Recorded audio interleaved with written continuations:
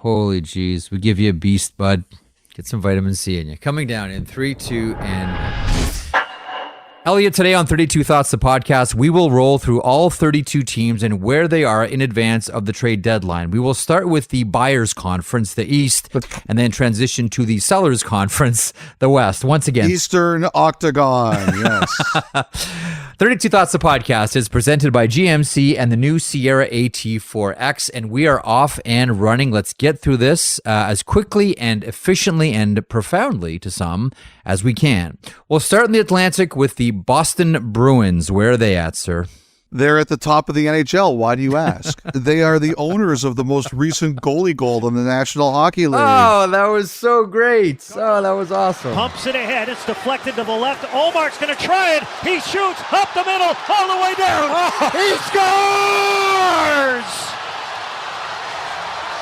Linus Ullmark grabbed that puck, took a look, settled it, and then sizzled it up the middle and down. A goalie goal. Bruins 3, Canucks 1 with 47 seconds left. Ullmark's going to skate by the bench and give everybody high fives. The bench is going nuts. Perfect shot, too. Like, absolutely a perfect shot. By the way, I thought about Jake Allen, because I know that Jake Allen wants to check that box before he's done. Yes. When he shot that, Jake, like, I can see Jake Allen going, oh, another one. Oh, I got to be next. Anyway, Bruins.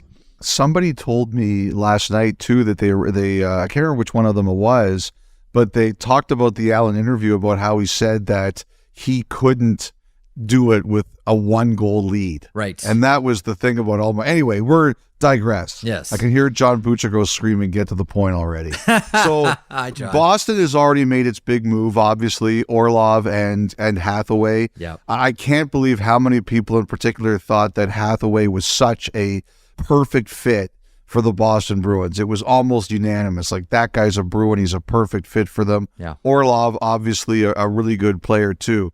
The one thing I thought was interesting, Jeff, about Orlov was, the Bruins talked about how he could play both sides. And initially against Vancouver on Saturday night, he lined up on the right side with Derek Forbort, even though he's a left-hand shot. I did have some people dispute that to me, that said that, while Orlov can do it, he's a talented player, they don't think that Boston, in a real tough series against a real good team, would want that. Because, like a lot of people who tries to play their offside, especially defensively, if you're forced into turning, it can be really awkward. He can do it in a pinch, they felt, but it's not what the Bruins would want as a plan in a huge game against a really good team. Whatever the case is, I think we could always be surprised here, but unless the Bruins are tinkering around the margins of their lineup, it looks like this is pretty much the roster, and it's a good one. They could easily win the Stanley Cup. Okay, so here's the question. Reward for performance or stick to the plan, the Buffalo Sabres? I think you can do both. The thing that's amazing about Buffalo and Detroit this week is that they're showing the killer instinct, right? Buffalo goes in against Florida, a team that's in the race. Sabres have games in hand, and they win the game. As Jeff Skinner didn't beat the horn on the empty net, but that's going to do it here. And now over on the far side, Tkachuk had a word for Skinner, and Dylan Cousins just came in and took a run at Matthew Tkachuk. And we've got a real Donnybrook developing now down to our left inside the Buffalo zone. Everybody's getting a dance partner down here as Tkachuk seems to be public enemy number one for the Buffalo Sabres right now. Well, the final horn is sounded. Buffalo's won this game by a 3-1 score. Montour and Peyton Krebs are having words, and Krebs was under the skin of the Panthers from the get-go here tonight, going back to period number 1. And to me, when you have a team like that and you're playing big games at this time of year for the first time in a long time, especially with a lot of this group of players, and you go and you win that game, that's special. And Craig Anderson obviously had a huge night.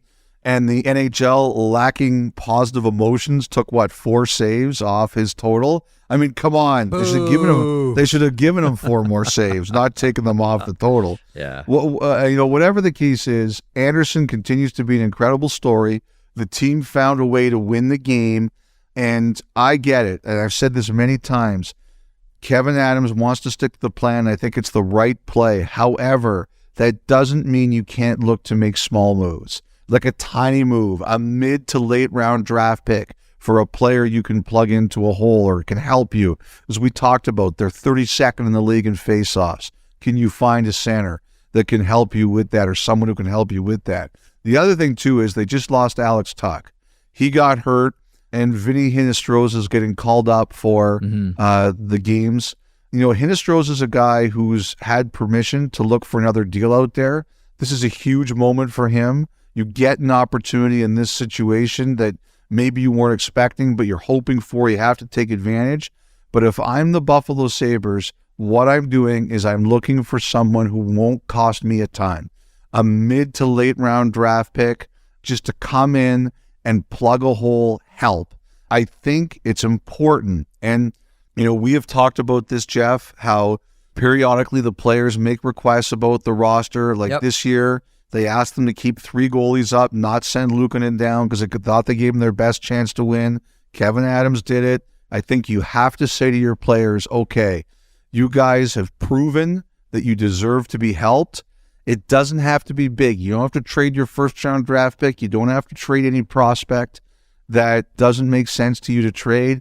But there's going to be some UFAs out there, defense forwards, who can go out there and say, I can give you a little bit of help, and that's what I'm doing if I'm the Sabres. Okay, file this team under check us out now, the Detroit Red Wings. You know, similar kind of thing that we just talked about with Buffalo, Jeff, is that, you know, what do? They put themselves in the race. They lost to Tampa Bay on Saturday night, but the ice was tilted in their favor. It was interesting hearing John Cooper talk about Vasilevsky after the game. He's an outstanding goalie in this league, so it's, you know, we've seen that on a number of occasions. Probably not to that extent, just because usually we don't play that poor.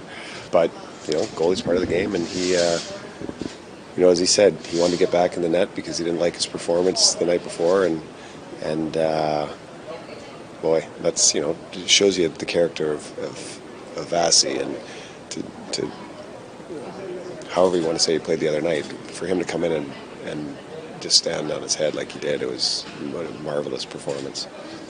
Vasilevsky was really upset by the Lyubushkin overtime winner in the game they lost in Buffalo, and he goes out and he stones Detroit. And that's what great players do. That's why Vasilevsky is arguably the greatest goaltender of his generation, and I don't even think we should really be arguing it. But look, they've taken Bertuzzi off the market. Yep. You know, in any other situation, like a guy like Jake Wallman might be on the market too, but he's not, and I think they're trying to sign him. They're in the race, and they deserve the reward. Now, I don't know if they're going to add anything. I'll say this. I did have someone who said to me, and like, again, I don't know that this is true. I don't know if it makes sense for them, but I did have someone who said to me that they're wondering if one of the stealth teams for Meyer is the Red Wings. I don't know if Steve Yzerman would do that, considering what I think it's going to take to give up, but I understand why people were asking. Whatever the case is, I think the Red Wings have said to their players, look, the reward is we're not selling. You guys have proven your math is good, you're in the race, and they've shown the killer instinct too. They beat Washington this week on the road in a game Larkin got tossed out of.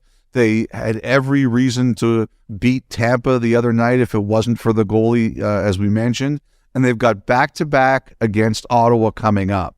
And it's a situation where they can end the Senators' playoff hopes. Yep. So I look at them and Jeff, and I say they're not selling. I'm not sure they're adding, but they're in the race, and I think they're going to let it play out. I'm with you. I talked to someone Saturday before hockey night and asked about the Wings specifically, and it's going to be status quo.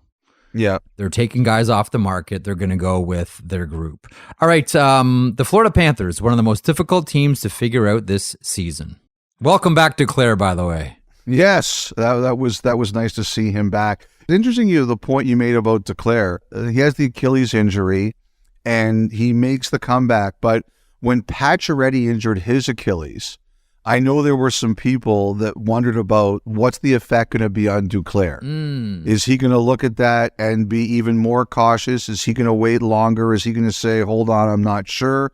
Well, the case is he came back on Friday and he seemed fine. So you just hope it continues that way. But a few people were thinking about that.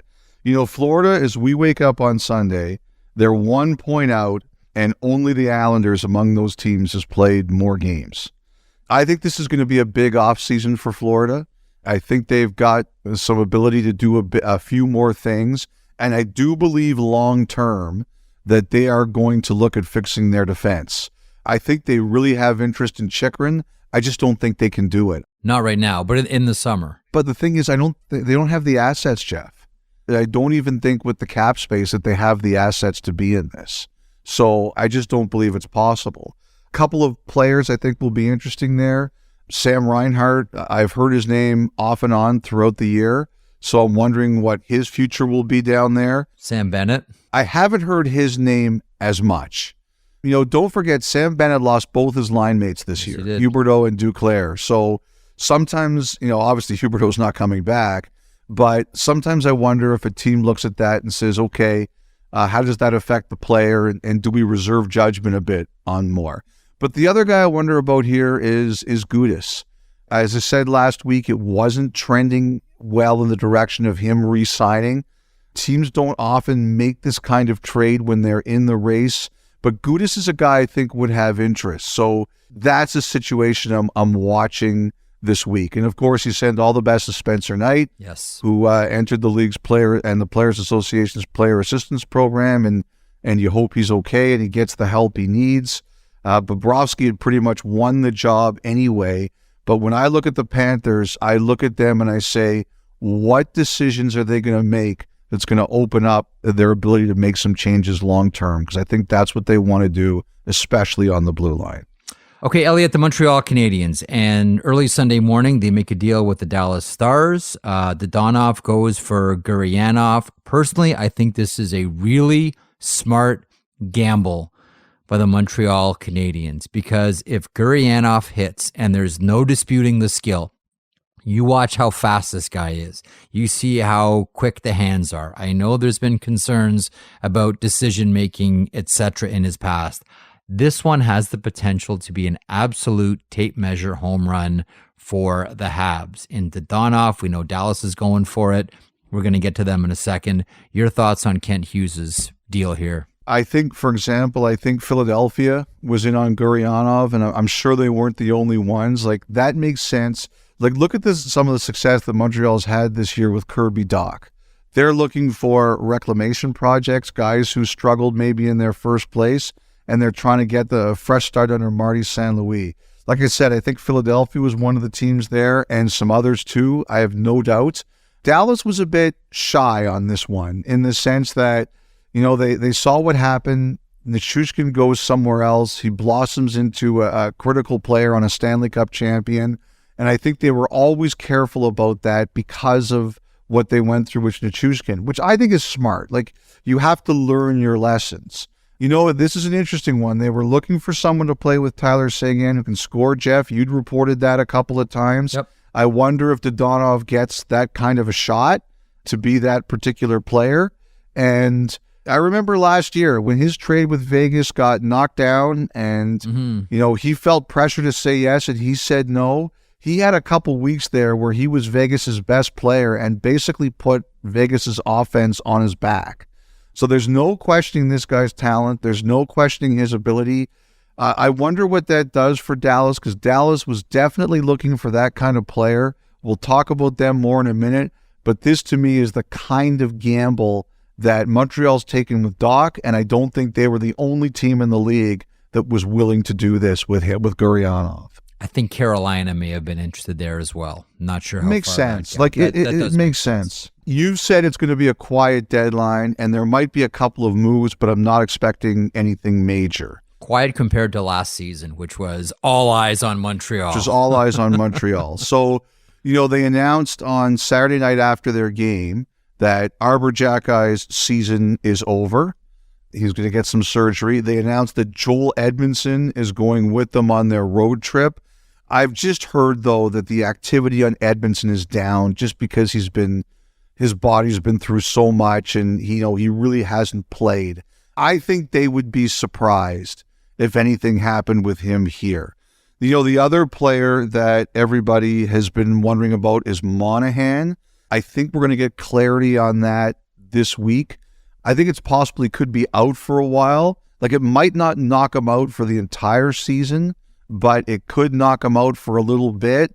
And then it could be one of those situations potentially where a team has to decide if they want to add him and hope that he can get healthy sometime around the playoffs. I think we're going to get clarity on that soon, but it doesn't appear as if he's going to be able to play anytime soon. So, that takes a couple of their bigger pieces off the board. Ottawa Senators, sale is on the horizon, new ownership coming in, but before we get there, Pierre Dorian has some decisions. Where are we at the nation's capital? Well, obviously, huge games, as we talked about with Detroit on Monday and Tuesday. This could determine a lot of things. That was a good win on Saturday night. They looked like they were in trouble, and they found a way to do it after a really tough loss in Carolina. That's important. Jonathan Drouin shakes off Gambrell, goes to the point. Barron through traffic with a shot that's blocked. Matheson was right down to the slot trying to get to it. He's knocked down. Ottawa back on the attack. Scores! What a shot! Julien Gauthier with his first goal as an Ottawa Senator. And it's 5-2. Obviously, you've talked about Austin Watson. Yep. A lot of eyes on Cam Talbot. I think the goalie market has been very, very quiet. How many teams are really looking for goalies right now? I mean, LA, I think, is the one a lot of people are looking at, but how many teams are really looking for rental goalies right now, Jeff? It doesn't appear that there are a lot. So it'll be interesting to see what that market is for him, aside for the Kings. The other thing, too, is the Senators have been looking for defensemen, as everybody knows, a right shot. And at various times I've heard there's been things that have been close. They just haven't happened. And I use the line again, if there's a defenseman out there, they've looked at it. I do think they've called the Capitals about Jensen and Van Riemsdyk. We'll get to Washington in a couple of minutes and what they're thinking. I do believe there was potentially some re-engagement with Minnesota on Dumba, but that obviously hasn't happened either. But I don't think those are the only ones. I think they called Arizona again on Chychrun, but I just don't think there's anything there because I just don't think they like the price. But they continue to look around. I think they'd like to add. One of the things I did hear about them is that when it comes to term, there is some flexibility for next year in terms of they kind of know, what they're allowed to do for next year. Now, I don't know about Parayko and like an 8-year deal or anything like that. I just don't know. But I think if they wanted to acquire a player that had at least a contract for next year, I think they could do that potentially. I don't think that's impossible. So I know that we all have this question about term. What can the Senators do with term?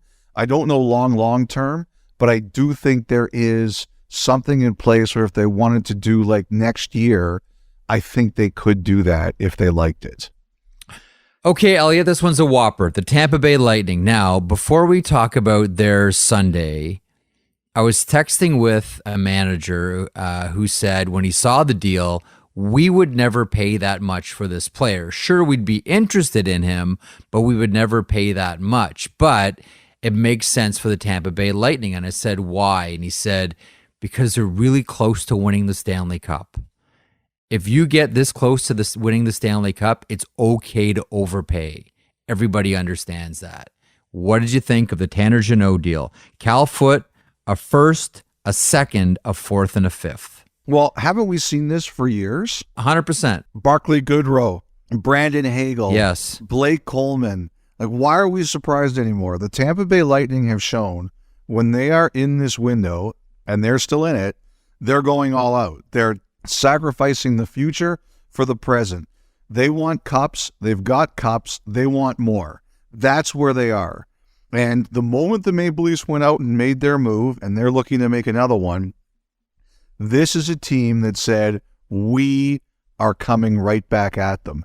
And we should have seen it. And the reason we should have seen it, Jeff, is the moment you went on air on Saturday night and said that everyone was available except for Yossi Saros and Forsberg. Yep. We should have seen that those teams right at the cap were going hard at Tanner Jeannot. Mm-hmm. And when initially I mentioned on Twitter that I heard the Lightning had made a pitch for him. One player in the NHL texted me and he said, Tanner Jeannot is Tampa.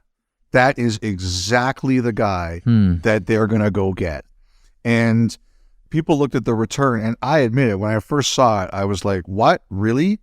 Because a couple teams had told me the price was really high. They thought it was a couple of first rounders, but nobody was expecting that. But that is the Lightning's DNA. This is what they do. And we're going to talk about Toronto in a second, Jeff, and how they're going to go for a defenseman. They're going to have to go for a certain kind of defenseman now, because who's Tanner Jeannot going to see a lot of? Toronto's third pair. Yeah, they really are. You know, this deal has a certain, like when I saw it, it has a certain Bobby Clark element to it, in that, what did Bobby Clark used to always say? It doesn't matter. We got the player. That's the Tampa Bay Lightning, and that's Tanner Jeannot. Never a quiet day in the hockey capital, the hockey mecca of the world, the home of the Hockey Hall of Fame and the Toronto Maple Leafs, Kyle Dubas' squad, Elliotte. Are you saying that Toronto is the center of the universe? Do you just want everyone to hate you? It's the, oh, look, there's my naval center of hockey. So they've already made a huge move, obviously, with O'Reilly and Achari, and now I think they're really looking hard at defense. You know, one of the things that's interesting is Arizona had the choice about the draft pick from the Nick Ritchie deal. They took a second rounder in 2025, which means that Toronto now has their third rounder this year. And I'm curious to see how that gets used. You know, the teams that are looking for D really do feel like the forwards are moving. The big forwards are going, there's a lot of D out there, and it's poker time. They're playing cards, they're bluffing, and these teams that are looking for defensemen, they really feel that there's a surplus, not a glut, but a surplus. And Pause. Very well done, Elliotte. Thank you. Go back and watch our hit from Saturday to get that joke. I couldn't remember which one was which, but they really feel that there's just not enough dance partners for all the available defensemen. I think Toronto was one of the teams that feels that way. They're prepared to be patient. You know, I always assumed it was going to be a right shot D for the Maple Leafs, but another team told me that's not necessarily true. Remember, they have Brody. Yep. Brody can play on either side, and he's comfortable there. He's one of the best at it, if not the best. And that's why they said don't automatically assume Toronto's looking for a righty. It could be a lefty, depending on how they feel their pairs would work. I don't think anyone's going to be surprised here if Toronto ends up with another defenseman. Now, the one interesting thing about this, Jeff, is that, you know, Dubas paid an extra pick to Minnesota to keep his roster together. Yep. And if he makes another move, he has to subtract someone from it. Now, he put Jordy Ben on waivers, which adds to their cap flexibility. So maybe that's the clue. But they are in a situation where someone has to come off the roster if they make this move. And that's The Atlantic. Listen to 32 Thoughts, the podcast, ad-free on Amazon Music, included with Prime.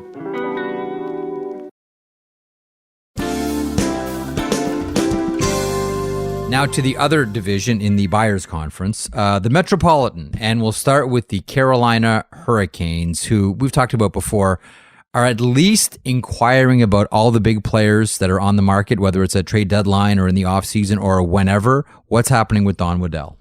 I assumed that they were going to be looking for a right shot D, but they've been really happy with Chatfield, and I think it's possible they look more towards a left shot D. We had talked about if Nick Schmaltz was available, and we do think he is, that screamed Hurricanes. There are some teams who believe that that was 100% true, but there are other teams, and I think the Hurricanes have sent out signals also that that's not true, that Schmaltz is not their target. And I think one of the reasons is if you look at their cap situation, Carolina's cap situation is excellent for this year and next year. And then it starts to get a little more complicated, especially up front. You take a look at it. This summer, Jordan Stahl's an unrestricted free agent. They've made it very clear they'd like to sign him. But if you take a look at it, Aho is up after next season, and he's a UFA. Teravainen is up after next season, and he's a UFA. Necas is up after next season, and he's a restricted free agent with arbitration rights. And Seth Jarvis is up after next season, and he'll be a restricted free agent. I would expect the Hurricanes are going to try to get Necas and Jarvis signed this summer. That's kind of their way. I don't know if it'll work, but I think they're going to do that. And obviously, Aho is a hugely important player to that team. Plus, you've also got Shea and Pesce on defense. They have a lot of work to do after next year, and I think there's concern that while Schmaltz would fit now and next year, they don't think that it would necessarily fit after that. So that's why I'm no longer thinking that he's on their radar. Look, I think they're going to do something. I think they're going to look around. One thing I will say, we'll talk about Calgary. It's going to be interesting to see what happens there, but we'll talk about that. I want to save it for when we get to the Flames. It does look like they're out on Meyer. I'm not thinking it's them on Schmaltz, which means they're going to start looking around. And the other thing I do believe is that as this Meyer trade dragged on at the end of last week, I do believe the Hurricanes were starting to put together their plans B and C. Columbus Blue Jackets off-season brought Johnny Gaudreau and a lot of optimism. They didn't expect to be in the spot, but here they are. And a lot of this conversation, I suspect, Elliotte, will revolve around Vladislav Gavrikov. So the Gavrikov situation, we detailed that on Friday's podcast. Columbus feeling that they were not treated fairly by the Bruins, and they thought they had a deal. Obviously, the Bruins feel differently, but Columbus feels, quite honestly, that they were misled. And that's led to a big problem. First of all, I don't think the player is very happy. Oh, yeah. You know, we wondered if he would return to the lineup on Saturday against Edmonton. He did not. There's no indication he's going to play before the deadline on Friday. Like, Chychrun has accepted this because I think he knows it's important for him to get dealt. If there's going to be an issue about this between the league and the Players Association, I think Gavrikov is going to be at the center of this because I don't think he accepts this. I think he wants to play. Mm-hmm. As we do this on Sunday morning, Columbus is in tough. You know, they were expecting a big price for Gavrikov, and if you look at what Boston paid for Orlov and Hathaway, you're kind of looking at it like, okay, some of that was for Orlov and some of that was for Hathaway, and the bigger parts were Orlov. So you're thinking that Columbus thinks they're getting that. And now they have to scramble, and it's going to be a real battle for them to get that. Like I think they got a bunch of calls on Gavrikov, and I think teams were trying to squeeze them. So they got to dance. Like, there's no question about that. This is going to be real work for them. You know, Gavrikov, I've heard it's been really interesting with him. I think there are teams that really want him, but they want him with an extension. Like, I think LA's had real interest in Gavrikov, but they don't want him as a rental. They want him signed. And at this point, I don't know that he's shown too much inclination to get signed there. Like, this can always change. I think there are other teams too. I don't think the Kings are the only one who are happy to trade for him as long as he's got an extension. And he seems very particular about where he's going to extend. I don't know what's going on fully with him, but I think this one could be an interesting week where Columbus navigates both, okay, we want to get the best possible package to trade him, and the player kind of says, is there anywhere here I want to go with term? So I think this could be a really interesting one. I've heard behind the scenes it's been really interesting, that whole situation. Someone said there's a good book to be written about this. The other thing, too, with Columbus is I do think there are teams out there who like Jenner. And, you know, the contract isn't easy. There's a lot of teams that are squeezed. You know, also, don't forget, he's their captain. And I don't think Columbus is in this for a long rebuild. Like, the fact they're even interested in Chychrun tells me it's like we're getting going again next year. I don't know how likely it would be that they would consider Jenner, but, you know, Chychrun, I think he's still on their radar. It's not where he wants to go, but I still think Columbus is looking at next year as we're not doing this again. We want to be in the race next year, and they've got a lot of assets. They don't have as many as they wanted because of the Boston situation, but they've got a lot of assets. And Jeff, I think they want to show their fans that their goal is to get better fast. Mm-hmm. We saw that last summer, and we've seen that with Patrick Laine. We've seen that a couple of different times from this Columbus Blue Jackets organization. Okay, the New Jersey Devils. So we'll talk a little bit about San Jose as well. You know, the New Jersey Devils pick up Timo Meier, Scott Harrington as well. 4 prospects. This is a deal that's 9 players, 4 picks. Fabian Zetterlund goes the other way. Andreas Johnsson, Shakir Mukhamadullin, left-hand shot defenseman, former first-round pick. Nikita Okhotyuk, who's a left-hand defenseman as well, playing at Utica. 2023 first-round draft pick, a conditional second in 2024, and a 7th in 24 as well. So 9 players, Elliotte, 4 picks later. Timo Meier is a New Jersey Devil. Later we'll talk about San Jose, but let's focus on the New Jersey side of this one. Look, from the beginning, if you asked people who was going to get Timo Meier, most people would have said the team that was getting him were the Devils. Mm-hmm. And we're not often all right, and there's a lot of us, and there's a lot of people, a lot of fans, a lot of media, a lot of people in the NHL picked them. We're not often right, but in this case, we were. So everybody, give yourself a big pat on the back. Everybody take a bow. Because there were a lot of you out there that were right about this one. And some of us just based it on, well, they have Siegenthaler and they have Hischier, so let's add another Swiss-born hockey player. Hey, look, there's reasons for everything, right? There's reasons for everything. New Jersey gets the best player in the deal. They give a real big jolt to their fan base, very excited.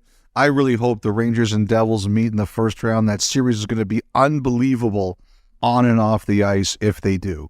It's a big win for them for all the reasons we just mentioned. I think it's also a great win for them stylistically. And the fact is that they needed some bulk. They're a really talented team. I'm looking at Jack Hughes, and he might be on my hard ballot this year. I think he's been that good. I think they're a really talented team, but they need some elbow grease there. And Meier gives it to them. I think he's exactly the kind of player, not only because he's talented, but also because he's a big, strong guy where he can really make a difference on that team. I think it's the perfect player stylistically for them. As you have said, they didn't have to give up their best prospects. They didn't have to give up Nemec. They didn't have to give up Luke Hughes. Yeah. They didn't have to give up Mercer. So for New Jersey, that's a win. I think the only thing here that they'll look at and say we would have liked is an extension in place. Now, we'll see where that goes. I think it's going to be a bit of a challenge, but the fact is, if that's the only negative you've got on Sunday night, you're pretty happy with it. And you can punt this out to the offseason and see how it all goes. But, I think it's a big win for the Devils. He's the player they needed, and I'm really curious to see what else they're going to do. Like Fitzgerald in his conference call, basically said, we might not be done here. So now you've got this great momentum. What else are you thinking about adding? Okay, Lou Lamoriello, well out in advance of the trade deadline, making the move for Bo Horvat, fortuitous for a few reasons. One, because Matthew Barzal is out now. Two, well, Bo Horvat's just a really good hockey player. What do you see the Islanders doing here this week? I think there's some interesting stuff going around about the Islanders. I wouldn't be hugely surprised, Jeff, if they either thought about or made a waiver claim on Kapanen. They were not as high in the priority list as the Blues, which is why they would have lost it to them. And also, you can work on it. It takes usually a bit of time, although Lou Lamoriello generally doesn't tell you anything. The league is very careful. It's actually, I think, part of the CBA that if you don't get a player on waivers, they're not supposed to say who made a claim on him. But it wouldn't surprise me at all if they did make a claim on Kapanen, because obviously he knows him from their time in Toronto, and it would have been a free player. Like, it doesn't cost the Islanders an asset to go get him. Yes, there's the money, but you can always try to deal with that again in the summer, or maybe you keep him into next year if you find it works out. It's a free player, and the Islanders have paid a lot of their best assets to go out and get Bo Horvat, which everybody thinks was a good idea. So I'm interested in that. I think there's a few teams that suspect Lamoriello was around Kapanen.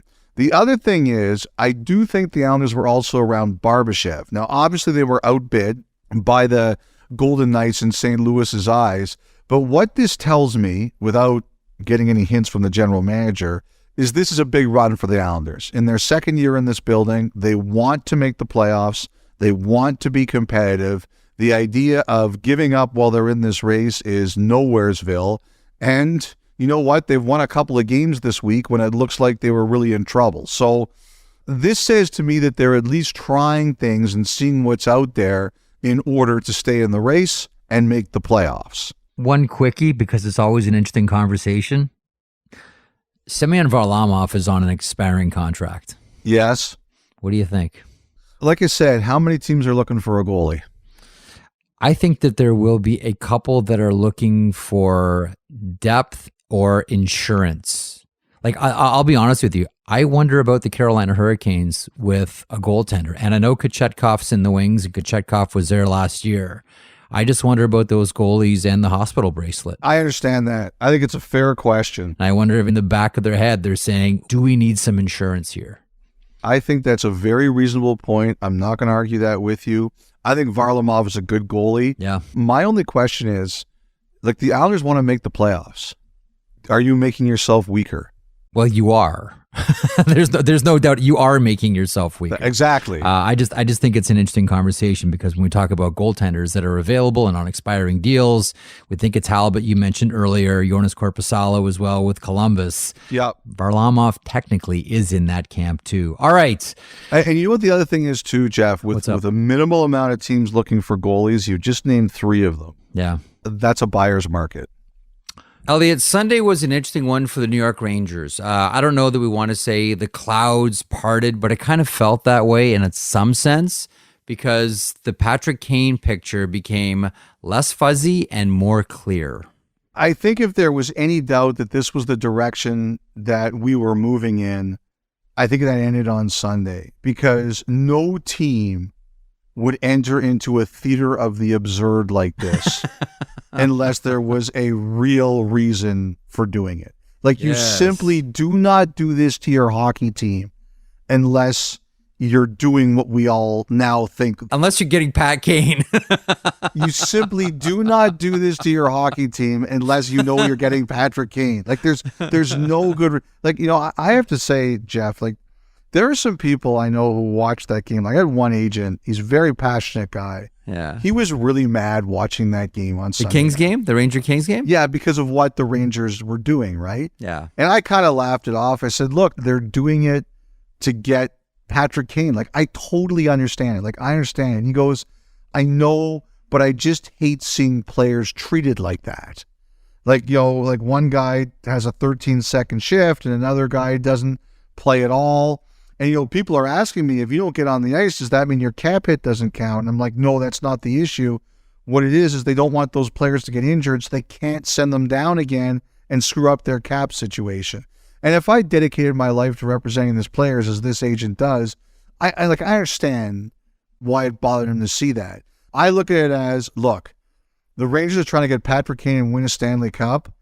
I get what they're doing. And Gerard Gallant said it's not that bad for Lindgren, thankfully, because I don't like to see players injured. Yeah. So it doesn't look like it's LTIR. So depending on whose math you believe, it's going to be at the earliest Wednesday. But the Rangers are doing a dance here. We all know what's going on. And, you know, Schneider got sent down after the game. He's not going to play in Hartford. He's going to be back up soon. And I can't fault them. And what's the end result of this, Jeff? Yeah. The end result is Patrick Kane on Broadway. I don't care if people out there hate the Rangers. That is great for the game. It's the kind of attention that we all need to see. It's great when people hate the Rangers. It's great when people hate the Maple Leafs. It's great when people hate the Yankees. We can keep going on and on. It's great when you have teams like this in the big centers, in the big cities that everybody hates. And at the end of it, get superstar players. Like, did you see the Pat Kane jerseys on Sunday? Yes. You saw the videos of people with 88 Kane already? Well, I wondered if any of them had like 88 Lindros jerseys and they covered up the name bar with Kane, but that's what you want, right? You want your fans engaged like that. It's passion. I'm looking forward to it this week. It's, you know, the other thing too I really wonder is, and I don't know if we'll ever get an answer, and I'm not the only one asking this question, is how much the owner, James Dolan, what the role he played in all this. Because after Kane came out and said, I really want to go to the Rangers, Yeah. I know you just did Tarasenko, but how can you not, if you're him, look at that and say, well, can we still do this? Like, the way he is. He loves the headlines. He loves the big stage. it's New York. You don't think that he said, oh, can we not do this? Like, look at all the shiny new toys that his teams have chased after over the years. Like, you have to think he played a role in this. Absolutely. But people were asking me if Keandre Miller gets suspended, does it come off the cap? No, it doesn't. Like, that doesn't happen. And I'm glad to hear that everybody is sort of seeing it as an accident right now. Yep. Because, you don't need that. Like, spitting on someone is disgusting. It's really low behavior. And if Drew Doughty accepts that and the Kings accept that, I'm glad to hear that because, first of all, the kid looks like an unbelievable player, and you just don't want him to be associated with doing anything like that, and your sport to be associated with doing anything like that. So I'm glad to hear that it sounds like everybody accepts this as an accident. All right, the Philadelphia Flyers, Elliotte. I think we all expect James Van Riemsdyk to move between now and Friday. Your thoughts on what else could be on the horizon for Philly, and where's John Tortorella's team at? Well, they're in a tough place after some rough losses this week to Montreal and New Jersey. Yeesh. Look, I think they were in on Gurionov. I think they were in on Kravtsov. So I think they're looking for young players who they can maybe give a shot to, like Montreal looking for those kinds of reclamation projects. And I think those are the kinds of things that Philly should be doing. I don't think they're moving Konechny even before he was hurt. I was under the impression it would take an enormous offer for them to consider that. Kevin Hayes is obviously out there. Justin Braun is obviously out there. I think those are the kinds of players they're looking at moving. Obviously, Provorov's been out there. I wonder about Tony DeAngelo, too.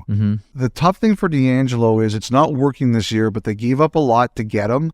And I think they've had interest in DeAngelo. Like, one of the teams I kind of wondered about, I should have mentioned for DeAngelo, was Carolina possibly reacquiring him, but I don't know that's going to happen. I do think some teams have asked about him since comments of a couple weeks ago, but it's a tough one. The Flyers invested a lot in him, and I think you want to try to see if you can make that work. So I'm curious to see where that one's going to go. They've had Felix Sandstrom out there. They didn't put him on waivers. They've got a lot of pieces they could do things with and a lot of directions they could go here. But I think the thing that they're really looking at is if James Van Riemsdyk had gone to Dallas, I think Gurionov could have been the piece in return. So I think that that's the kind of thing they're looking for. Are there guys out there who have underperformed that Philadelphia can kind of acquire and get done under Tortorella? Like, look at Owen Tippett.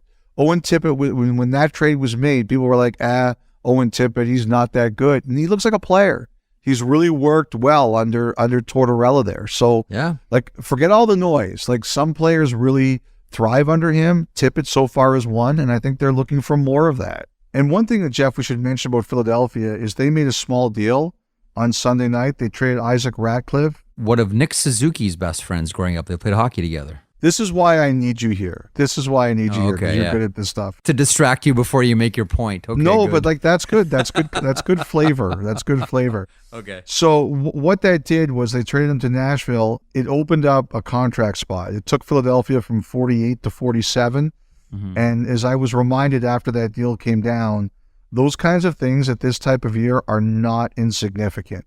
Sometimes they happen for a reason. Yep. So we'll see if there's a particular reason. A couple of bright spots for Philadelphia, and I know it's tough right now for a Philadelphia Flyers fan, but man, it really looks like they have one in Sammy Urson, the netminder, who looks real good. And we had our first peek at Elliot Desnoyers on Saturday against the New Jersey Devils, and he's a mid-round draft pick that they really think that they hit on. And I know you've talked about Nick Seeler before, but how'd you like that performance on Saturday night with Michael McLeod? Checked on the play by Nick Seeler. Now they go at it again in the corner, and now they're going to drop the gloves. Seeler and McLeod in the near corner. They've got each other tied up. Let's see if they can free themselves for a punch. Overhead left by Sealer. Missed, but now he's connected with a couple to the back of the head of McLeod. Now Michael comes back with a couple of rights. Oh, yeah! Rock'em sock'em robots on Throwback Saturday. Whoa, that was really something. Sealer continues to throw punches, misses with an upcut, connects with a right hand. McLeod comes back with a right. I really like that Sealer. Yeah, me and you're trying to build a culture there in Philly. I could see why teams like Sealer.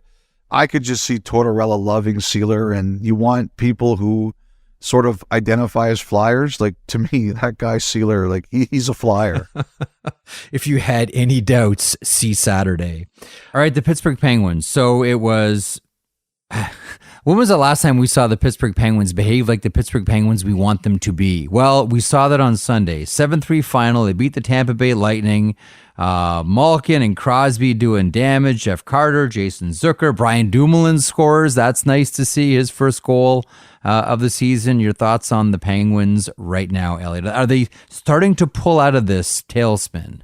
Well, I think you can't help but respect how they get embarrassed on home ice on Thursday night by Edmonton, like really embarrassed. Oof. And they come back with those wins against St. Louis and Tampa. Like, it's like Rudy Tomjanovich, never underestimate the heart of a champion, right? And those Penguins sure showed it. Jeff, I have said this now for a few days. I would still be really careful. I would still be very, very careful about burning my futures on this year. What's happening with the Pens right now? Well, they got a real break with Kapanen. Yeah. It was funny. Like, there's another GM who called me, and he's like, I got to think there's going to be a weird Pittsburgh trade where St. Louis gets a draft pick or something like that for that favor they did them. But it was kind of funny. He was very surprised. Kapanen, that opens up a little bit of flexibility for them. Look, I know they've been linked to Chychrun, and I can see why. A lot of teams would be linked to Chychrun.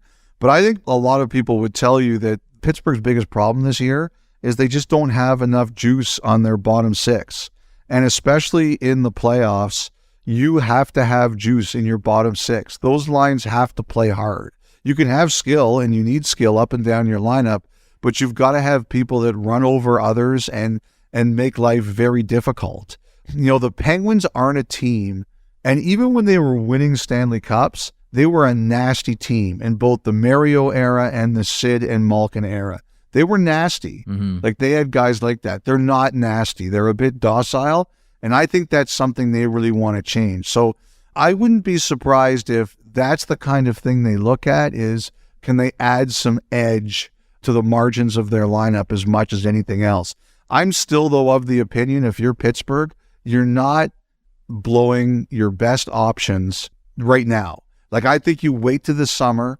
If you're not selling, and I don't get any impression they're selling, you're not shooting out your best assets on one player unless it's an absolute game-changer franchise player.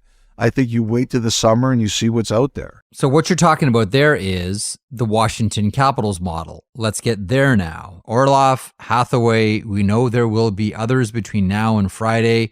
What's Brian McClellan have up his sleeve? It's pretty clear that what he's doing right now is he's talking to all of his UFAs and saying, can I sign you or will I trade you? And it became very clear they were not going to be able to sign Orlov. Orlov wanted, I think, 7 years, and they were not willing to go past 3 or 4. Mm-hmm. And it became impossible. I definitely think there's interest in Jensen, but I still think they're trying to sign him. I think that goes the same with their other UFAs. I think there's definitely interest in Eller. I mean, before this Dallas trade, I heard them with him. I heard New Jersey with him. Jensen, I think there's quite a few teams. I think potentially Toronto and Ottawa among the two of them. I think there's more. So I think what McClellan's doing right now is he's, like, the decision was made on Orlov and he moved on. And now I think he's making a decision on everybody else. Is there a deal to be made here or am I moving on? Look, like, he sent out an email apparently, I want to say it was last Sunday on Orlov, and the deal was done in a couple of days. I think he sent out another email. I might have my days slightly off here about some of his other UFAs. So Brian McClellan sent a message. He's open for business. And these teams know he means it. And I think they're all calling him. So I think what he's doing is he's playing both hands, the sign hand and the trade hand. And he's deciding what he's going to do based on what these players want. Chychrun, I do think they've inquired about Chychrun. But again, even though they're making moves, it's not like they have a ton of assets. It's going to cost them most of their future assets or a good chunk of their future assets. And I've heard they're weighing that too, Jeff. Same thing as Pittsburgh. Do we trade most of our assets that we have for one player? And I think that's something that they are considering. So your Connor McMichaels, your Hendricks Lapierre, these types of players. Yeah, so when I said that they're considering, not necessarily considering doing it, but considering is that the right decision for them at this time. And Hendricks Lapierre, he was scratched for a game in the American Hockey League. So, they're trying to go through some process with him. So what I see there, Jeff, is it's not only considering Chychrun, it's considering, is this the best use of our resources at this time? Okay, quick pause. Eastern Conference done. When we come back, the West, or the sellers so far.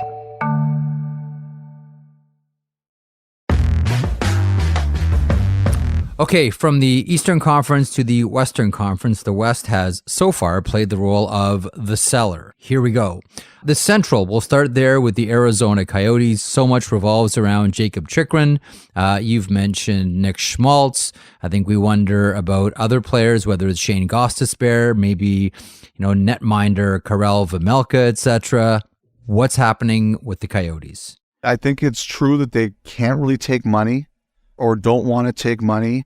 Chychrun, LA's been in it. Columbus has been in it, although I know that doesn't make Chychrun happy. Pittsburgh's been in it. Washington's there. I think St. Louis is there. And there's always teams that are there that you don't recognize or realize, right? Like I said before, I think Florida would love to be there. I just don't think they can't. I think Ottawa's looked into it again. I don't think they want to pay the price.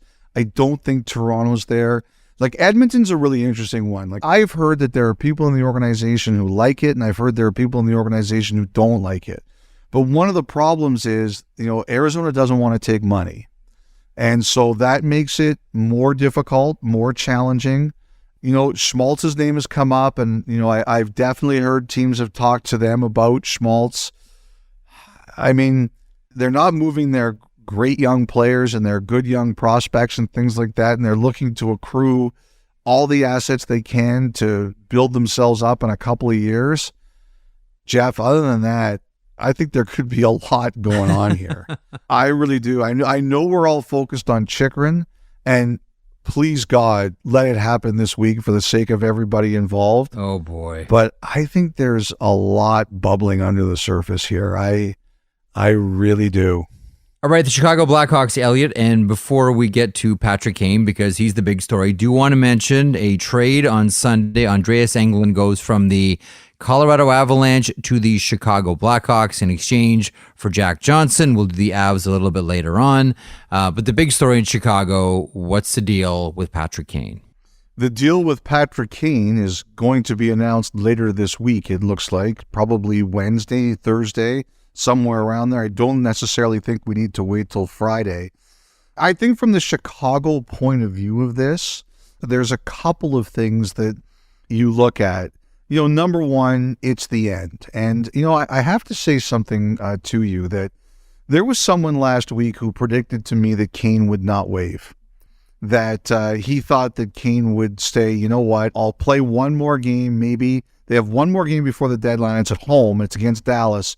And he thought that maybe Kane would consider skating off the ice at the end of that night and saying, you know what, this is good enough for me.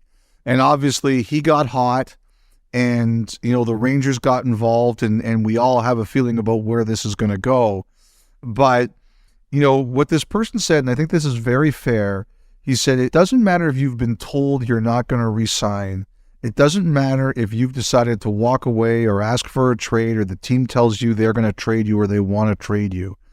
They said, when you've been around a situation as long as Patrick Kane's been, and you've been as successful as long as Patrick Kane's been, and you only imagine yourself in that uniform as Patrick Kane did, even if you realize it's all coming to an end and you kind of think you've been preparing for it, the moment it happens, it's really, really hard to process. Even if you think you're ready for it, it's still very difficult in that moment. And I think Kane had to get over that. And, the Rangers coming forward for him, I think it helped him get through it. But I don't think we understand how difficult this was for him. And so he had to come to grips with it, and now he moves on. And if you kind of look at some of the reports out there, and I've heard similar, it doesn't sound like the return is going to be overwhelming. And when I see reporters tweeting, Blackhawk fans better be prepared for an underwhelming return, you know what that says to me, Jeff? They're being prepared to really get an underwhelming return. Yeah. And the thing that makes me feel bad is I feel bad for the players who might be involved in that, because if it's what people are expecting or kind of preparing everybody for, that's going to be really hard. I've told the story before about interviewing Tony Armas Jr. and Carl Pavano in Montreal Expos spring training after they were traded for Pedro Martinez, and it was February, and they were already tired of answering the questions. So I think this is going to be a big thing for everybody to get used to, whether for the Blackhawks, their fans, the players that are going to be coming in.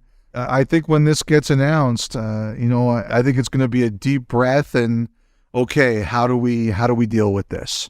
Remember, Hawks fans, it's not those players' fault. Yeah. It's not their fault. Now, Jeff, there's some other things here. Sam Lafferty is still sitting out for trade-related reasons. Some people have kind of wondered if he might be included with the Rangers, but the cap line seems so tight, you don't know how they could do that. I think he was on Tampa's radar. Now they've done their guy. And Tampa, with what draft picks are they doing anything now? And, but I wonder about Edmonton. Yeah. Initially, I think I mentioned a couple weeks ago or written a couple weeks ago that Edmonton turned down a big ask for Lafferty. I think that was for both Lafferty and McCabe. So I think there's potentially a path to something there. Bob Stauffer has been trying to will this trade into existence for a few weeks now.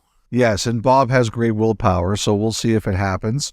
I think the other guys, to watch are obviously guys like Murphy and McCabe, and Blackhawks have a lot of capital. They have a lot of capital, and they're going to start using that to try to turn around the ship, and we'll see if they can add any more. Okay, the Colorado Avalanche, Elliotte, lots to get to here. Do want to mention once again the trade that brings them Jack Johnson. Andreas Englund goes the other way to Chicago. Jack Johnson returns. Friedge, we're going to get to the rest of the Avalanche here in a second, but from a Colorado point of view, thoughts on this deal?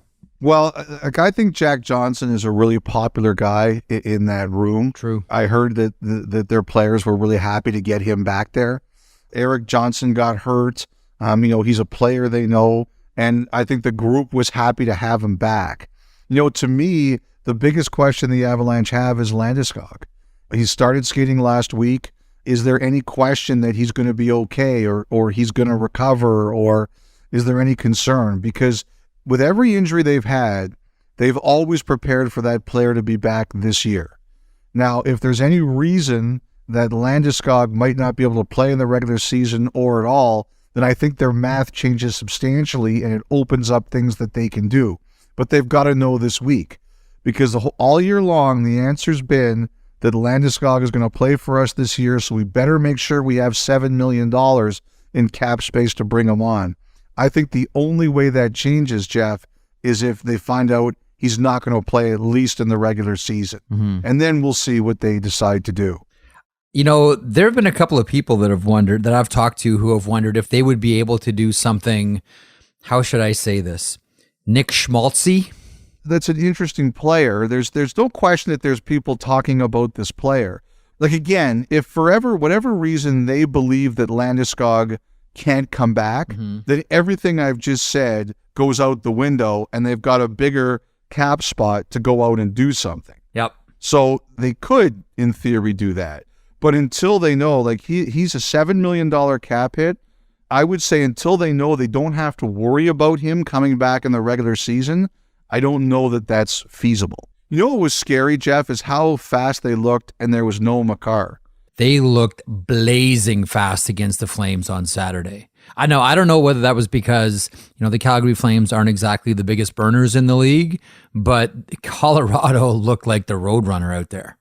I really like Byram. I like his confidence and his skill set. Oh, yeah. And you remember how they always used to say that when Crosby was out, Malkin, he got a little bit more excited because it was, it was his time kind of thing. Yeah. Like, I wonder if Byram, I'm not saying he's selfish or anything like that, but I think when you're a great player, so in the interview coming up with Bill Guerin, he mentioned to us that he thinks that Makar is the second best player in the league. And I don't think that Guerin is alone in that. So he's out, and all of a sudden, Byram's like, the opportunity is mine to show I can be that guy too. And I think he's one of those guys that really relishes it. Like last year in the playoffs, as the stage got bigger, I think he got better. And I had a chance to meet Byram's dad last year, also really confident guy. I think he is wired a certain way, and I think the bigger the stage gets or the more opportunity he gets, he just embraces it and loves it. All right, this next team, I kind of want to file under in on everything, or at least curious about everything. I think they're looking for a forward. I think they're looking for a defenseman. And I think they're in and around a lot of the players that you're hearing, the Dallas Stars. So they made the one move with Dodonov. As you have mentioned, he's a player that Peter DeBoer knows very well. Do you get the suspicion that this is not necessarily over for the Stars? Oh, I think that they're going to be frisky all week long. I don't think that, first of all, they're going through a little bit of a tailspin. They've hit some turbulence, and they're trying to pull out of it. And one of the things that makes the Dallas Stars fascinating to me, Elliotte, is they're close to winning the Stanley Cup. We all believe that. They have a lot of the pieces that you need to win the Stanley Cup, and they also have really good prospects on the horizon, which Jim Nill has always, when anyone's ever asked about Maverick Bourque or Logan Stankoven, it's always been, no, we're not doing that. No, we're not doing that. I wonder this week if they're presented with a scenario for a player or players that can really put them over the top in a Western Conference where, as much as teams may be afraid of Colorado, no one's really loading up here like they are in the East. I really wonder if Jim Nill softens on the we're not moving Bourque, we're not moving Stankoven stance. I'm really curious about that. I think we're going to find out. I would suspect it's probably going to be for someone more with term than a rental. But, I think that you have opportunities, right? And there's times that you think you can win. I mean, it was a hell of a game Saturday night against Vegas. Yeah. That was just great hockey. And there's sometimes that things are shaping up to give you a real chance. Mm-hmm. And, I know how teams think. They're like, we want to make sure there's only, as Berkey always says, there's only one cup every year. So you want to make sure you're in position to win it more than 1 year. But I don't know. If I'm Dallas, I'm really thinking about it. It doesn't mean you have to do it, but I think that you're thinking about it. Like Dodonov, they did on Sunday. Yep. I think they were looking in multiple directions for Gurianov. As we said earlier, I think they were looking at Philly. Yep. So that's probably Van Riemsdyk. That might be why Van Riemsdyk was held out on Saturday night for the Flyers against the Devils. But that's one thing they could do. Now we see, but that wasn't like a deep cut. It was time for Gurianov to get another chance somewhere else. I don't know if they're going to do anything major, but I think they're going to think about it. I think they want to get tougher to play against too. Like I think they're one of those teams, like everybody, like we keep finding out more and more teams that were in on Garnet Hathaway. I don't think it would be a surprise if eventually we find out that Dallas was one of those teams. We've talked about Dallas as being one of the teams that were interested in Tyler Bertuzzi. Before Detroit got 1 point away from the playoffs and Yzerman said, yeah, no chance. He's our guy and we're trying to march to the playoffs here. I think that they're looking for players that make it harder to play against Dallas. I really think that that's what they're after here. Makes sense to me. Okay, from the Dallas Stars, we'll head to the Minnesota Wild. You mentioned Bill Guerin a couple of seconds ago. This is where I plug a podcast coming up later on this week. On Wednesday, we'll drop the podcast that we did with Bill Guerin last Friday, sitting down with the GM of the Minnesota Wild. In the meantime, right now, we know Minnesota as the bankers. They hold money for other teams to facilitate trades. How aggressive do you think Guerin gets this week, though, in trying to help his own team? I should say, first of all, Jeff, we didn't talk a lot about trades with Guerin because we did the interview on Friday and it's going to be on Wednesday. And if you spend too much time on that, it could be a potential disaster. We didn't talk a lot about that, but he has indicated that he's very serious, that he's in a situation where he thinks the team deserves the opportunity to go out and get help. And he's got a lot of flexibility. Even for all of his cap issues, he has a lot of things that he could do here. Dumba was quiet. I think it picked up for a little bit. Like I did wonder about Ottawa, but Guerin has come out in defense of Dumba and the way he's played lately. Obviously, Greenway's name has been out there, and I do think there's a good chance that Greenway gets moved before his partial protection kicks in on July 1st. Like, I've believed he's looking for a scorer, either a center or a scorer. Like, he wants to help his offense. And the Besser thing is everybody's wish. Besser would love it. I think on some level, the Wild would love it. But it's just so hard to do. Like, you look at all the players out there who are still rentals that are still available. I just wonder if they try to find a really good value player. Like, Guerin has big guts. He'll go out there and try to make the big move. I'm just wondering who's the big move with no term. Like, I'm looking at those forwards out there. There's Connor Sheary, who I think is a really good fit and has shown he's a really good playoff player with good players before. This is one of the things, Jeff, that you have to be careful about at this time of year. I heard about a week or two ago that Minnesota wasn't that interested in James Van Riemsdyk, but now someone said to me today they thought that was incorrect and Minnesota was interested in James Van Riemsdyk.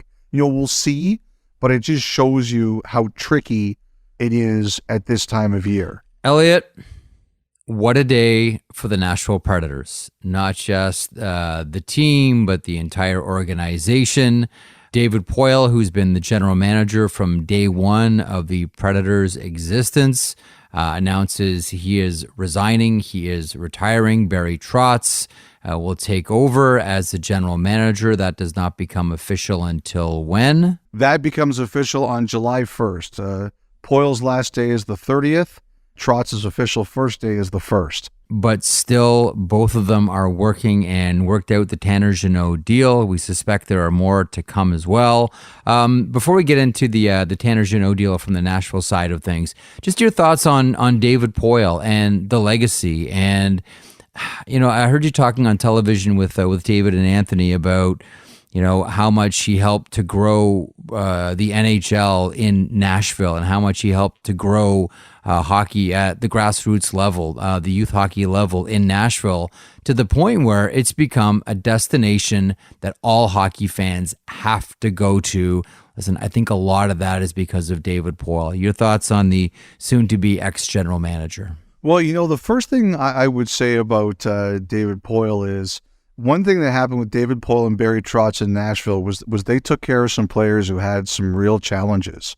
Brian McGrattan, Jordan Tutu, Connor Ingram was a guy who was in the program for different reasons. That was obsessive compulsive challenges. And there were a couple of people who reached out after the news got out and they said privately that, that's one of the things that David Poile should be remembered for, is that you knew in Nashville, if you really needed help, they would help you get it. And so that's the kind of legacy that you should want to leave. I remember, Jeff, I was working at the Score when Nashville came into the league. And the first time Nashville came to Toronto, we're asking, all of us, like the big shot Toronto hockey media, let's talk to the Predators players about what it's like to play hockey in Tennessee and make jokes about it. And I remember one of the players just rolling his eyes and saying, man, we get the same questions in every city. It's so boring. And they went from what really was a curiosity and to some people a joke to one of the league's bellwether franchises. Like, you talk about Stanley Cup finals that changed the league. I think the 2017 Stanley Cup final between the Predators and the Penguins changed the league because they saw the possibilities of what you could do with a city. The concerts on Broadway. That was one of the times where the NHL really looked and realized we have to do a better job of using our environment Like I remember the first couple of games in Nashville, what those were like, and then we went back there for Game 6 and what that was like, because people looked at what was going on outside on Broadway and said, we have to capitalize on this. And this year, for example, Nashville's hosting both the draft and the awards. And they wanted to do it outside a little bit. It was too unpredictable, so they're not. I think there will be elements of it. The fact that we're doing that in Nashville, that's a lot of people in the Predators and Tennessee and Nashville, front and behind the scenes, doing an incredible job. But, when you're at the top, if it goes well, you get the credit. If it goes bad, you get the blame. That's the way it goes. But David Poile was the constant. 26 years since 1997, the only general manager they've ever had, and a lot of this growth came under him. I know people talk about, he didn't win a Stanley Cup as general manager. Yeah, I'm sure he absolutely wanted to, but I think what he did do was he built a franchise from the ashes, and he was a major player, not the only player, but a major player into turning it into one of the stronger franchises in the league. And players want to play there. If you're single, you like Nashville. If you've got a family, you like Nashville. As you said, it's a destination, and I think it's a great legacy. And is there a franchise that made more news this weekend? Like, the whole franchise changed in a 24-hour phase, and coming in is Barry Trotz, who obviously was a huge part of that too. The only thing I wonder about, Jeff, is I wonder how some of the players feel. Like, they must be... Like, it just must be like a whirlwind for them right now. Yeah. Well, there was a Nino Niederreiter trade on Saturday. He goes to the Winnipeg Jets, and the Tanner Jeannot deal, which is being heralded as, we understand why Tampa did it, and they bring in that type of player, and it makes them that much harder to play against, and they could win the Stanley Cup. But this one is being looked at as a pretty big win by David Poile. Like, if he's exiting, he's still setting this franchise up for the future because of this deal. Just one other thing about David Poile, Jeff. If he's going out, in a lot of ways, what someone said to me was, it was kind of fitting he went out on a trade where he had a player that a lot of people wanted, and he probably drove a lot of those GMs crazy, just pulling more and more and more out of it as he got for Tanner Jeannot. They said it was kind of fitting that one of Poile's last deals would be one like that, where he could push everybody as far as he could go. And, the other thing I would say too is that on Jeannot, I think they talked about a long-term extension for him. I'd reported that in the past couple of days. I would suspect it was something along the lines of a Colton Sisson signed a 7-year deal a few years ago that has a cap hit of about $2.9 million. A few years ago, they also had one with Kalle Järnkrok, where they signed him in Nashville, and that was a 6-year deal at $2 million. I would suspect it was something along those lines. Probably just didn't work, and then all of a sudden he gets those options out there from other teams, and he just couldn't pass it up. But that's what I'm guessing happened with Jeannot in Nashville. Talk about an extension along those two players' lines, and it just didn't work in this particular case. You know why the Tanner Jeannot deal must have been kind of tough for David Poile, the Nashville Predators, Elliotte? What's that? He's a homegrown guy. He's a drafted and developed forward. Now, we've seen Nashville do that with defensemen. We've seen them do that with goaltenders. But if you have a look at the forward group of the Nashville Predators, it's trades and signings. In a lot of ways, Tanner Jeannot was a Nashville Predators, scout and development group success story, because they don't have a lot of those in the forward ranks in Nashville. That's what had to make this one tough. And that's a good point. I understand that. We talked about players that are available. We'll see what happens with Matthias Ekholm. We'll see what happens with, other players. I mentioned Dante Fabro as well. As we talked about Saturday, if your name's Yossi, no problem. If your name's Saros, no problem. If your name's Forsberg, no problem. Everybody else, there might be a problem. But we'll see how it all plays out. But you're right. It's been, the spotlight this weekend has definitely been on the Nashville Predators. I also wonder about a guy like Ryan McDonough. He's got 3 more years at $6.75 million. You know somehow Tampa's bringing him back, right? Yeah. You know somehow. Yes, and I don't know if there are any draft picks left to do it. He's got a no-trade clause, but you wonder about his situation. I'm curious to see what the plan is. Is this a restart, a complete restart, or do they simply use these picks to restock the team, or do they use these picks to do some other things? I'm curious to see what the plan is, because they're potentially giving themselves a blank canvas. They've still got some contracts that need 2 or 3 more years to go through, but now they've given themselves a chance to do some different things, and I'm curious to see what the plan is. There's no question about that. They've become one of the most fascinating teams in the NHL because it looks like they want to give themselves a restart, and they're on the way to doing that.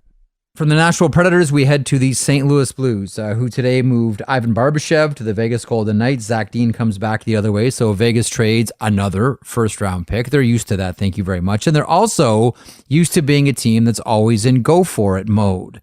One person that I talked to said today, this is the perfect fit for Vegas. Barbashev is what they need. Physical guy, can be nasty, etc. But the St. Louis Blues are clearly, right now as we speak, in tear-it-down mode, but yes, we expect that to change and them to go back into rebuilding quickly. Could that be as early as this week? Well, I don't think they're going to get Meyer, if that's what you're asking me. I wonder about Chychrun. Yeah, Chychrun's a fair one. We've wondered about that. I definitely think that's a player that is on their radar and has been on their radar before. The Blues, I think, they're fascinating to watch.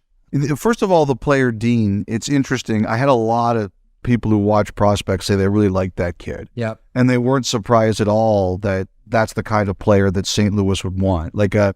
He's a throwback to what they were, like a nasty. He's not a guy who's going to score you 40 goals, but he's going to play for a long time. He's going to drive a lot of people crazy. And that's the kind of player that the Blues really like. And, to be honest, he's probably like a Barbashev who's not going to score 60 points. So nobody was surprised at that. I think he could do anything this week. I don't think he's getting Meyer. I do think he's going to try on Chychrun if he hasn't already. I do think he's going to try to move one of his defensemen. And I think St. Louis wants to reshape itself, and they have absolutely zero desire to go out and have any kind of long rebuild. He's got a lot of draft picks. He tried to use them to get Meyer. He's got some extra assets now that he didn't have before, and I don't think he's going to be afraid to use them. All right, Elliotte, the Winnipeg Jets. Now, they dropped a tough one to the Islanders on Sunday, 4-0. Yeah, sure. Are you a little bit worried here? Because the Winnipeg Jets have hit a speed wobble? Yes. Islanders go down on it. Palmieri tops in the center. The horn sounds, and the New York Islanders beat the Winnipeg Jets by the final score of 2-1. They run their winning streak over the Jets to 6, and they mob Ilya Sorokin, who has his 20th win of the season. Boos rained down from the fans in Winnipeg, but the Avalanche win in the Peg. Mustang, this is Ghost Rider, your final score from Canada Life Center, Colorado 5, and the Jets 1. Everybody goes through it. It's just kind of the way it's gone lately. I don't disagree, and I wonder if this is one of the reasons why Kevin Cheveldayoff. Now, first of all, I think the Niederreiter deal is a great one for the Winnipeg Jets. I agree. But I wonder if the Niederreiter deal is Kevin Cheveldayoff saying, I need to do something a little bit bigger than maybe I normally do or would normally be comfortable doing, because this team is good. We're getting command performances from Connor Hellebuck and Josh Morrissey, etc. Cole Perfetti is hurt right now. That stinks. And we need to do something, I don't know, how do you describe it, Friedge, to jolt the team right now? I wonder if that's part of the motivation here. Well, I think it was, but I think it's also, you have to show that a team that deserves help, and for the most part this year, the Jets have shown they deserve help by the way they've played, gets help. But I don't like to overreact to things because every team goes through bad slumps and things like that.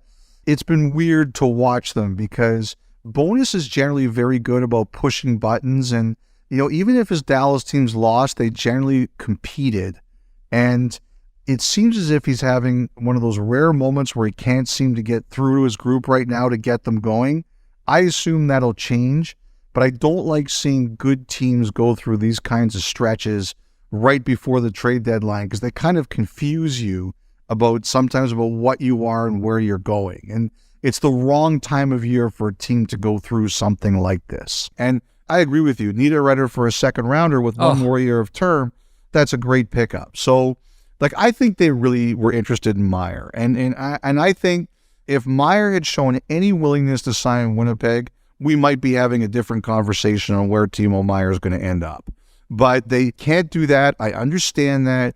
I think Cheveldayoff has the hardest GM job in the NHL because the pool of players that is available to him is lower than almost everywhere else because of players who say they aren't interested long-term there or they don't want to play there. It's tough, it's unfair, but it's the way it is. It's reality. And so I think he tries to navigate the situation as best he can.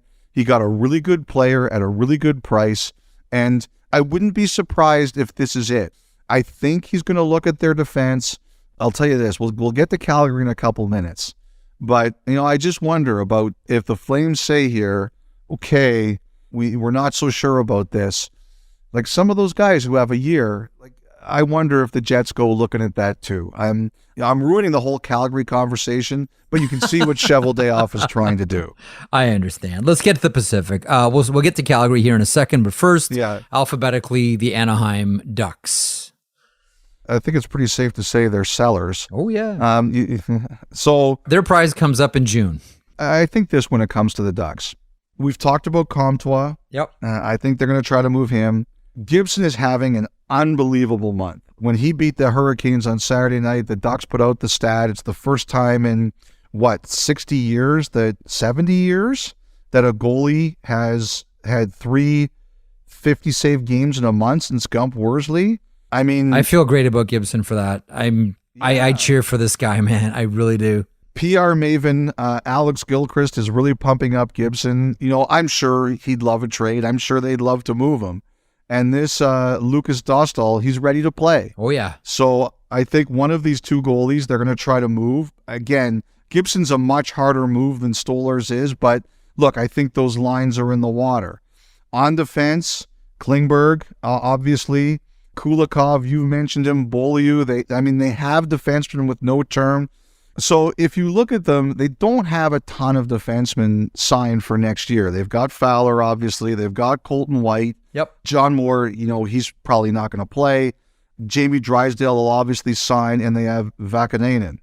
I've wondered if, a guy like Shattenkirk, they just say, hey, 1-year extension at a lower amount of money, and you stay here and play. I've wondered if that's a possibility, because you do need some veterans. But, Henrique, before Henrique got hurt, I think there was some talk about him. I know that teams like him. Again, a guy with money next year, that's a guy I wonder about for a team like Carolina. And I don't know, is he really married to anybody aside from the obvious kids? I don't think so. And let me throw one other name out at you. And this is a bottom 6 name. But we keep hearing about teams that want to get tougher to play against and have some snarl in their lineup, etc. Wouldn't take a lot. And if Anaheim is as open for business as we think they are, and this player wouldn't be a rental, he still has 1 more year of term, albeit at a very team-friendly $850,000 price tag. What about Sam Carrick? I wonder about all that, but don't forget, as we saw last year, they do need someone to... If you even look at Zegras and McTavish the wrong way, you need somebody there. But, look, I think it's obvious there who's not getting traded, but I think there are some things that they're trying to do. And also, he could be used as a third party, although apparently, he's a real grinder when it comes to the retaining stuff. I wonder where he gets that from, Elliot. I wonder. All right, let's get to it. The Calgary Flames. I don't know how recent a lot of this stuff is. I think they've looked at Shen. I've wondered about them looking at Duclair to play with Huberdeau. I think they've looked around at a lot of things. Now, I just think they've kind of paused to say, what really makes sense for us? And I think the way they've played recently, they've pumped the brakes and thought about big picture. I do think, and I want to make this very clear, I don't think this is them making calls necessarily, as I think other teams are going to start to call them if they haven't already and said, what are you thinking? Because if you look at the Flames, they have a lot of interesting players that have one more year left on their contract. Like they have Backlund, one more year. They have Lindholm, one more year. They have Toffoli, one more year. They've got Dubé, one more year. Hanifin, Tanev, Zadorov, all these guys, one more year. And I'm not saying that Calgary is going to do any of this, but I do think that teams are going to ask them what they think. So I'm not convinced yet this is Calgary saying we're going in a different direction. I think at the very least they've paused. I think another guy they've thought about is Besser, to be honest. But I think they've paused and said, what really makes sense? Calgary's in a position they didn't want to be in, didn't think they were going to be in, but now they're in. So other teams start coming at you, and it challenges you to sort of adapt on the fly. And that's where I think we kind of are here. Let me ask you this one then about Calgary.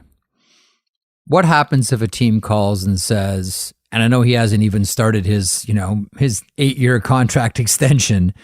What do you think happens if someone calls for Mackenzie Weegar? There's been a lot of rumors about that. Like, I don't think Ottawa has done that, but I don't think it's impossible that maybe when they get some clarity about the future of the team, they might consider doing that. Put it this way, when you have a season as disappointing as Calgary looks like they're going to have this year, I think a lot of options are on the table. I think you listen to a lot of things, and probably things that you didn't think you would be listening to. So if somebody calls on them, I think they're going to listen, no question about it. Edmonton Oilers, the other Alberta team. We've been watching Ken Holland now for a while, not just this season, last season as well. Where are the Oilers at? I think the Oilers took some big swings. I absolutely think they pitched on Patrick Kane. I absolutely think they looked at Erik Karlsson. Yeah, I believe that. I think both of those things, I think they tried. Like, they have had some really ugly defensive performances recently. And, you look at the Colorado game, you look at the Ranger game, you look at the Columbus game, that's the most recent one. That was really ugly. Short hops the end boards in the Blue Jacket zone, right to the stick of Gavin Bayreuther. Bayreuther ahead for Roslovic. Up the left side he comes, he shoots, and he scores! Give him 2 on the day!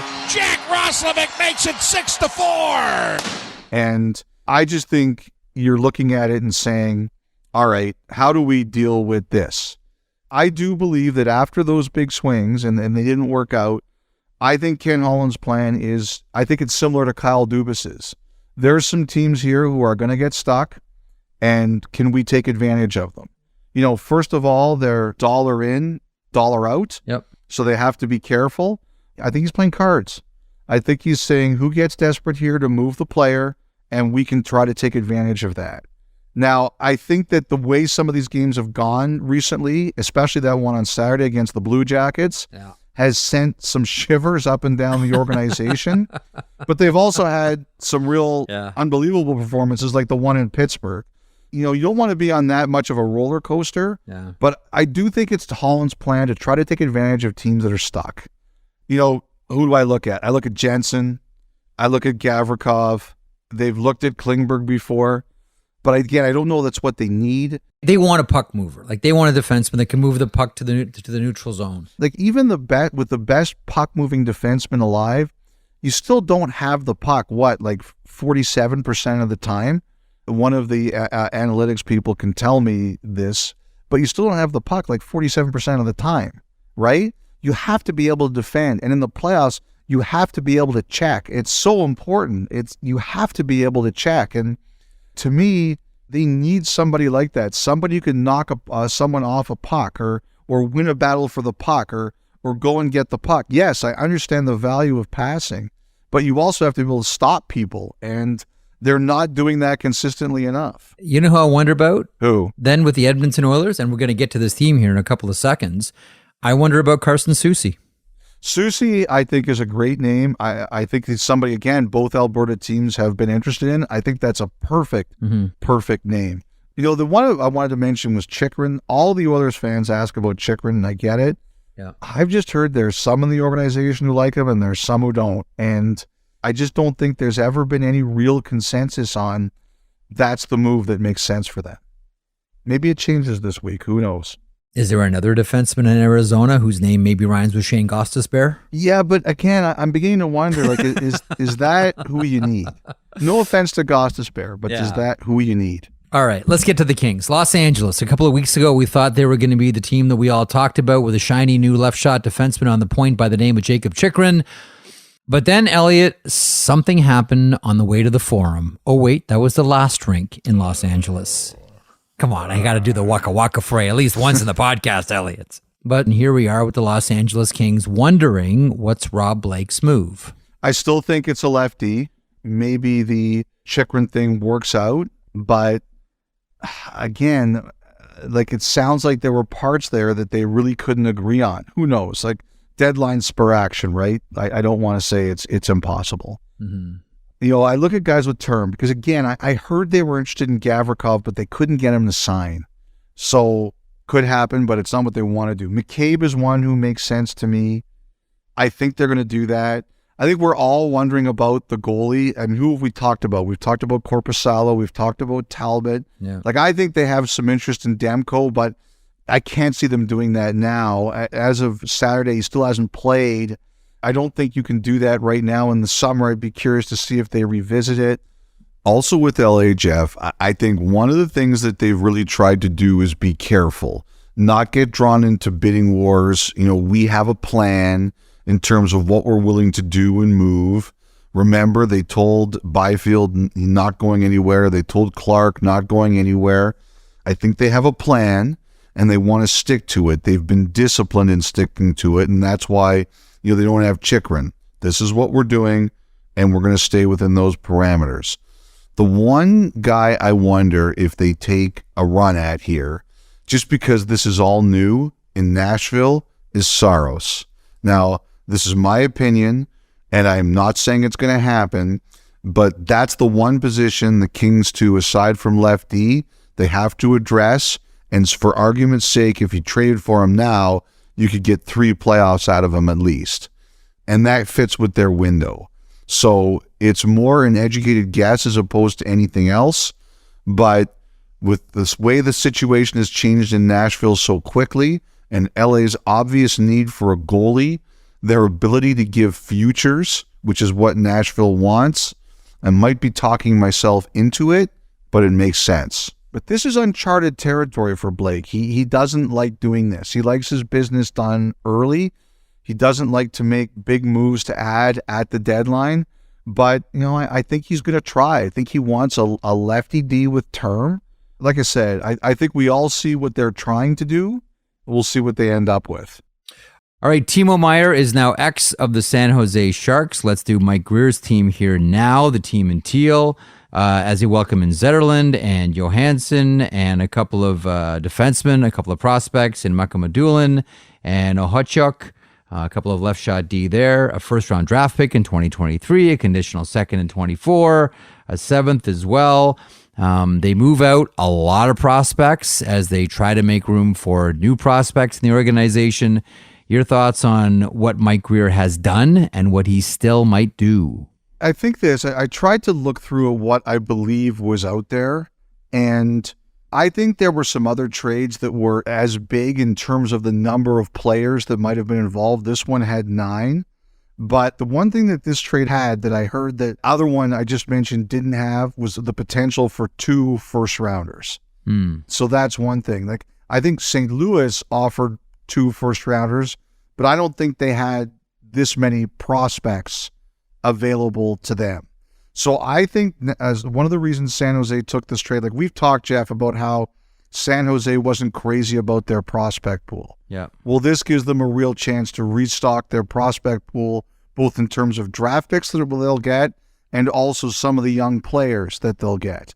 I don't think San Jose, and we heard Mike Grier say this in his availability on Sunday night, I don't think they're interested in a full rebuild. And I think that goes above Grier. I heard when the people who were interviewed by the owner in the search, it was made pretty clear to them that the Sharks don't want a full rebuild. Mm-hmm. So, when he gets players like Zetterlund and Andreas Janssen, who, has had a couple of really rough years, it was because, they just didn't want to completely tear it down. And so I think this trade gave them the most of everything that was important to them. Restock the cupboard, get some young players who are a bit closer than draft picks, and get some guys who can play in the NHL now. I think that did all of it. Now, as you've said, Fabro is probably on their radar too, so that's something else, and we'll see what else they do. Now, Grier did say it looks like Erik Karlsson stays the rest of the season. The other thing too is Timo Meier didn't sign an extension, and what I think that it probably prevented them from getting maybe one more guaranteed first-round pick, but he didn't do that at this point in time. I think there's going to be a lot of debate about whether or not this was a good trade for San Jose, and the honest truth is we'll probably know in about 3 or 4 years. But what I do think it did was it accomplished everything they wanted in terms of the most pieces of things they wanted. And that was ultimately what they decided to do. We wonder about other players now at this trade deadline. I do wonder about Nick Bonino, Elliotte, if they move him. He's on the expiring deal. I know Kevin LeBank's name is out there as well. So there's still a couple of players here, Elliotte, that I wonder about, because I kind of get the feeling that Mike Grier's not done this year yet. No, I would agree with that. He's shown no fear of making trades. There's no. That's true. There's no question about that. I'll say this, he really grinded teams here. Not, I don't think everybody was so happy with it. Yeah. But they had the biggest diamond of the deadline. Yeah. And they could wield a little bit of power with it, and not everybody liked it, but Grier's like, I don't care. I have to do what I think is best. And initially, when we first heard that the deal was done and Meier was going to New Jersey, it took a long time for the return to come out. And what I think happened is there was a player on the Barracuda, and I think it was Max Verino. He was supposed to be in the deal because if you look at it, San Jose had to include some AHL contracts or else they would have gone over 50. And I believe Verino was in the deal, and it turned out he was injured. So they kind of had to redo it. That's why I think it took as long as it did. All of these deals, they're so complicated, and then this one thing happens, and you're like, what? This is the thing that's slowing, because when I first heard there was an injured player, potentially holding up the deal, I was wondering if it was Meier, because he's missed a couple games due to injury, right? And then someone said to me, no, it's not him. And I eventually figured out who this was, but it just shows you the challenge and the complex nature of putting all these deals together. It's amazing what can cause you roadblocks. All right, the Seattle Kraken. I don't know that there are any obvious candidates to be traded. Perhaps Carson Soucy, and we talked about him when we talked about Edmonton. But what do you think Ron Francis has up his sleeve here? This is a much different Seattle Kraken team than the one we saw last season. Maybe a squad here that could use a shot in the arm, a little reward for where the team has gotten, even though they're not playing at the same clip that they had been earlier on this season. What do you think Ron Francis does here? The one thing I look at with Ron Francis, Jeff, is he's got 3 second-round picks. He's got he's got Winnipeg's, and he's got Toronto's. And I wonder about moving around with those. I agree with you on Soucy. I think he could get dealt. I think he's looking for a defenseman. Maybe who can move the puck a little bit. Or, if he has to replace Soucy, that gives him that option. We talked about Buffalo earlier on, one of the worst teams in the league in faceoffs. And so Seattle. They've been looking for a center for a while. Ron Francis has got a very different trade resume. He doesn't make player-for-player trades. It's very rare for him. He won last year at the deadline, but otherwise it's a lot of players for draft picks. and he's got 3 second-round picks, and those are the ones I look at and say, you know what? That could be what he uses to improve his team. We'll see where Seattle goes. All right. They've been a story all season long and will continue to be a story long after this year's edition of Trade Deadline has come and gone. The Vancouver Canucks. First of all, Demko. I want to start there. He hasn't played yet. I can't imagine anything's going on with him right now. Schenn, I really feel for Schenn.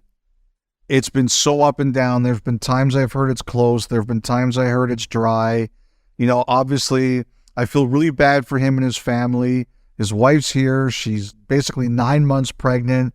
And, you know, you've been going up and down, yes, no, for the past few weeks. I just really hope it works out for him because it's been really tough on him and his family. And I think he's on a few different radars here. But as we've talked about, there's a surplus, not a glut, but a surplus of defensemen. And, you know, and he's one of them. That's good. So I think they'll try to move him. I think they'll try to move Besser. The interesting one will be Höglander. Like, I think there have been calls on Höglander. I think it's been out this weekend.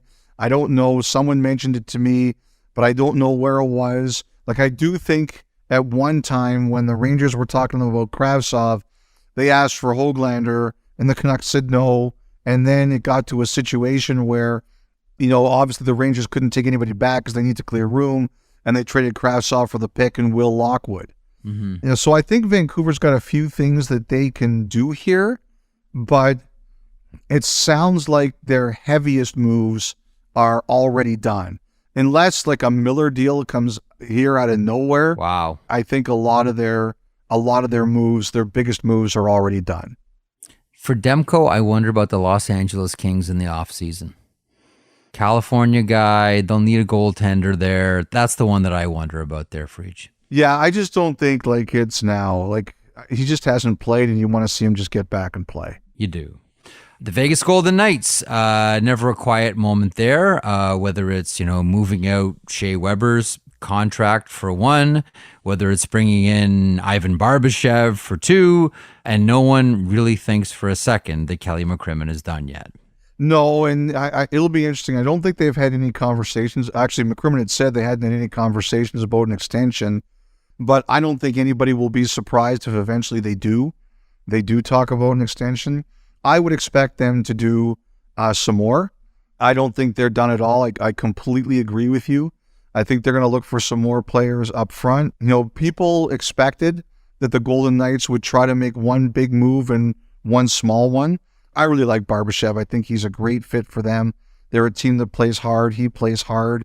I don't know if that really fits in the one big move, one small move conversation. What it means to these, they have more moves and probably be wingers. I don't think they really need D. I don't know how many centers they really need. I just think they need wingers. You know, Jeff, one of the conversations here is like how wide open it is. This Eastern Conference, like I saw Paul Bissonnette called it hell in the cell. You're talking at the Eastern Octagon. Yeah. Like, who's the team in the West that's going to grab it? You know, we've had a couple of small moves, but who's the team in the West that's going to rake the really big move that tips the scales? And this, to me, is that team. It's in their DNA. Unfortunately, with Mark Stone's injury, they have a bit more flexibility. This is the team, to me, to watch. Them in Edmonton. Like, I don't know what Edmonton's big move is left, but I do think Edmonton, as we talked about, has talked about big moves. I just wonder what these two teams are thinking. Okay, as we conclude here, one final question. Did Sunday kind of feel like maybe the real trade deadline day? It sure did. Sunday was it was fantastic. Sunday was a grind. Sunday was exciting. Sunday was, you know, this like waterfall of trades and news. Kind of felt like trade deadline day. It did. It was really crazy. You know, my son does swimming on Sunday, and I was watching my phone a lot more than swimming, unfortunately. Bad lifeguard, Elliotte. I am a really lousy lifeguard. The insurance rates would be very high with me. And then, you know, I was working the regional game, Seattle-Toronto. I don't think I watched the second of the game. Every time you came back on camera, you're on your laptop or on your phone. Like I really have to thank Dave Amber and Anthony Stewart because they talked about the game and watched the game while I was doing other stuff. Those guys really carried me on Sunday night. But you know what? It's fun. I think at the end of the day, it's hard on players. Like Jeannot was in the warm up and they pulled him, and the rumors are going around. I guess they pulled him off the bus at the end of the night. Like those are really tough on the players. But for fans, like. That was a huge night. Like hockey fans, they were really engaged. It was wild. It was entertaining. It was, someone said to me, you remember the big day a few years ago where in the 25 minutes that changed hockey with Stamkos saying in Tampa and Subban Weber and Larson. Hall. Like there's a story to be written about today and everything that happened. So it was wild.